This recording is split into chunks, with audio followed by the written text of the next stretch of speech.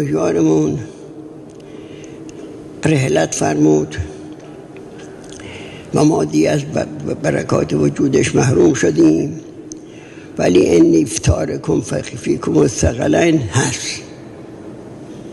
یعنی واقعا یک ثقل حضرت امام خامنه‌ای رضوان الله علیه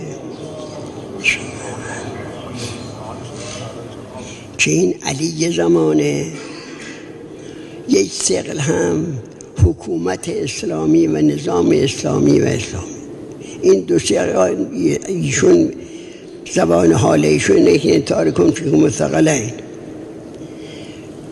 اینا امانتی است که از ایشون به دست ما رسیده. ما این امانت